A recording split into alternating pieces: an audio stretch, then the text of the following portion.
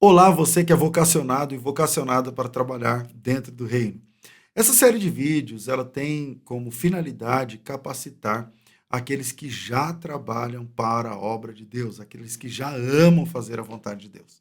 E hoje eu quero falar um assunto extremamente interessante dentro da angelologia, o estudo sobre os anjos. E eu quero trabalhar duas perguntas inofensivas, simples, mas que a gente vai tentar aprofundar um pouquinho mais neste vídeo. A primeira pergunta é: os anjos têm asas na Bíblia?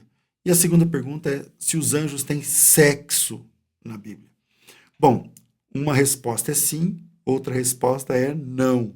Se você respondeu que os anjos têm asa, mas não têm sexo, errou. Então, vamos de trás para frente, porque esse assunto merece um tempinho com mais calma aqui.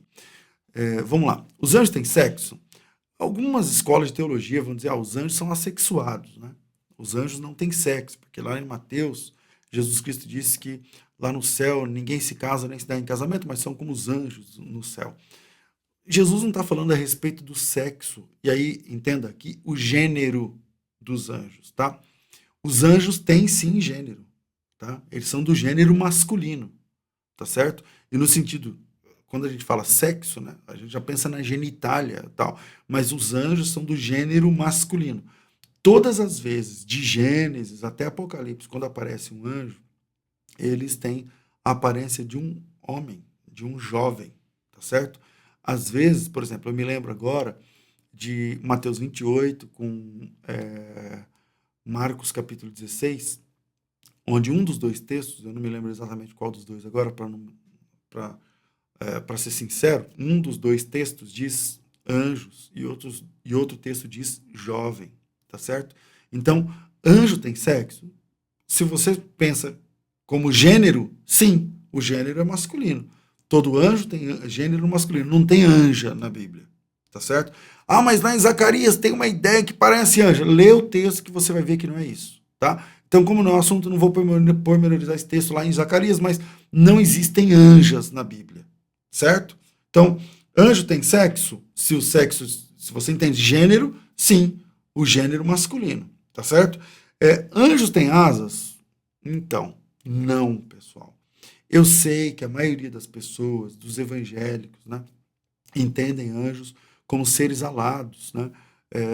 E nós herdamos essa angelologia que apresenta anjos com asas e tal, dos católicos, né? Então, dentro do catolicismo, tem lá as estátuas, né? As obras de arte, as pinturas. Eu me lembro de Rembrandt, por exemplo, nas pinturas, tem lá anjos com asas. Mas na Bíblia Sagrada, de Gênesis até Apocalipse, anjo não aparece com asas. Você está entendendo? Não existem anjos com asas na Bíblia. Nenhum anjo com asas. Aí você diz assim, pastor, mas como assim? Eu sempre acreditei em anjos com asas e tal. Tem o pessoal que tem visões, né? Eu estou vendo aqui um anjo de 4 metros e tem uma asa, e tem até pena na asa, você está entendendo? Mas vamos lá, na Bíblia não tem anjo com asa. Agora você fala assim, pastor, e o que é que a gente faz com os serafins e querubins? E essa, meu amigo, é a pergunta certa. A palavra anjo no hebraico significa mensageiro. Anjo é mensageiro. E vamos aprofundar um pouquinho o assunto? Mensageiro nem sempre é um ser celestial na Bíblia. Por exemplo, o João Batista é chamado de mensageiro, anjo, tá certo? O texto de Isaías 40, eu enviarei o meu anjo adiante, que prepare. Esse cara é o João Batista. No Apocalipse capítulo 2 e Apocalipse capítulo 3, pastores são chamados de anjos. E ao anjo da igreja que está em Éfeso escreve, e isto diz aquele. E aí vai. Ao anjo da igreja que está em Esmirna, ao anjo da igreja que está em Pérgamo, ao anjo da igreja que está em Tiatira, ao anjo da. E aí vai. Filadélfia, ao anjo da igreja, enfim. Quem são esses anjos? São os pastores. Eu aprendi isso com o Dr. Russell Shedd. O anjo é mensageiro, aquele que leva a mensagem. Como na comunidade local, o responsável por levar a mensagem de Deus geralmente é o pastor, ele é o anjo da igreja. Tá certo? Não é errado dizer anjo da igreja, porque é o mensageiro, aquele que porta a mensagem de Deus para a igreja. Então, o que é um anjo? Um anjo é um mensageiro de Deus. Tem mensageiros celestiais, aí a gente está falando dos anjos que a gente conhece na Bíblia, como Gabriel e tal, e tem também os anjos, mensageiros humanos, profetas, são ali mensageiros, portadores da mensagem de Deus. Agora, querubim e serafim são anjos? Então, num sentido estrito, então estritamente falando, não. E eu vou explicar por quê, a razão é muito simples. Porque na Bíblia, nenhum querubim e nenhum serafim levam mensagem de Deus para as pessoas. Então nós não vemos na Bíblia nenhuma vez um querubim ou um serafim levando uma mensagem de Deus para alguém ou para uma pessoa. Então, neste sentido, num sentido estrito, não são anjos. Pastor, mas senhor, o que o senhor fala das escolas e tal que colocam querubim e serafim na qualidade de anjos? Então, eu respeito, mas eu estou falando estritamente. Eu estou falando para quem prega, para quem dá estudo. Estritamente falando, não é anjo. Querubim e serafim não são mensageiros. Quem é o querubim? A palavra queruv, no hebraico, queruv, é a palavra que significa no pé da letra, tipo na sola do pé da letra, no literal. Queruv significa chegado, próximo. Vamos colocar assim? Próximo. Queruvim significa próximo no plural masculino. Em hebraico, tudo que termina com im é plural masculino, tá certo? Então, queruvim ou querubim, porque o V e o B em hebraico é intercambiável, a diferença é um pingo. Se a letra V tem um pingo dentro, vira B, tá certo? Então, daí vem querubim. Então, vamos lá, querubim é o plural de queruv. Queruv é uma unidade, queruvim, 5. Quem são os querubins? Onde eles vivem, o que eles comem. Deixa eu tentar explicar. Vai. Quem são os querubins? A palavra hebraica ali é chegado, e eles são, a mim me parece, né, que existe quatro querubins, ou 4 querubins, como a gente fala em português, né? Porque querubim já está no plural, acho que eu me fiz entender. Então, se eu falar existem 4 querubim, aí você não fica achando que eu errei o português aí. Tá? Pode ser que eu errei, não existem, ou existe, mas no querubim é mais ou menos isso. Então, são 4 querubim, ou 4 querubins, e independente do livro, cara, você pode ler, por exemplo, no Gênesis, né? Deus colocou 4 querubins, né? Para guardar o jardim, ou independente, ou você pode trabalhar, por exemplo, com a visão de Ezequiel, capítulo 1, capítulo 10, são 4 seres ali, 4 seres viventes ali chamados, né? Que também no capítulo 10 é chamado de querubim. Ou você pode trabalhar com Daniel, você pode trabalhar com João na ilha de Patmos, né? 4 seres viventes. Então, parece que quando tem uma visão do trono do Pai, tem 4 seres, ou 4 querubins, ou 4 animais viventes. São 4 seres, 4 querubins, 4 animais viventes.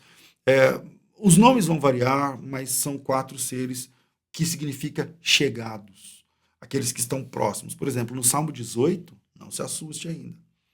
No Salmo 18, você pode achar aí o versículo, a Bíblia diz que Deus montou num querubim e voou. Então, o querubim, claro que ali é um sentido figurado, mas o querubim não está para Deus como os anjos estão, para servi-lo levando mensagens às pessoas. Tá certo? Então, nesse sentido, estritamente falando, eu não estou falando do lato, estou falando estritamente. Querubim não é anjo no sentido de não ser mensageiro, ele não leva mensagem. E serafim? Eu trabalhei aqui querubim, agora eu vou falar sobre serafim. A palavra saraf, em hebraico, significa literalmente, vamos no pé da letra, saraf significa em hebraico queimado, tostado, ardente. Talvez a palavra melhor seja ardente, incandescente. Porque os serafim, ou serafins, porque na nossa Bíblia em português se colocou um plural no plural do hebraico, né? A palavra verdadeira é saraf, e a palavra no plural é serafim. E a gente coloca em português serafins. Então a gente coloca um plural no plural, entendeu? Mas vamos lá, se eu falar serafim no plural, não se escandalize e tal, mas é por aí. Vamos lá. Em Isaías capítulo 6, onde aparece um serafim, ou os serafins, esses seres queimados, ou tostados, ou incandescentes, eu estou usando essa palavra, então melhor, fica mais legal, incandescentes. No trono de Deus, ali na presença de Deus, na manifestação de Deus, a Bíblia diz que Deus é um fogo consumidor. E não é que Deus é um fogo aceso no trono, não, não. Mas a presença de Deus, ela é ardente, tá certo? E esses seres que estão em volta de Deus, dizendo santo, santo, santo, eles são os ardentes, eles são os que estão chamuscados, alcançados por essa glória, esse kavod de Deus, tá certo? E por isso eles são chamados de serafins. Eles também não são anjos, porque eles também não levam mensagens para homens. Nós não vamos ver um serafim em lugar nenhum. Ah, mas eles têm asas. Então, querubim e serafim têm asas. O que eu estou dizendo é que anjo mensageiro não tem asas, tá certo?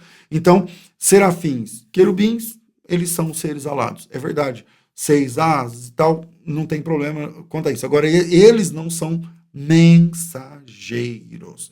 Pastor, mas num lato assim e tal, pode ser que, pode considerar anjos? Muita gente considera querubim e serafim uma classe de anjos. Mas, como anjo significa mensageiro, eu estou tentando aqui, tecnicamente, separar uma coisa da outra, e serafim e querubim não levam mensagem, portanto, não são anjos. As duas perguntas são: anjo tem asas e anjo tem sexo? Se sexo é gênero, sim, anjo é do gênero masculino.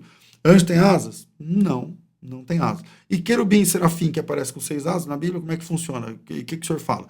É que querubim e serafim não são mensageiros, e como anjo significa mensageiro, então não funciona para eles. Querubim e serafim ficam diante do trono de Deus. Finaliza esse vídeo lembrando uma curiosidade. Pensa bem, vai lá em Isaías 6.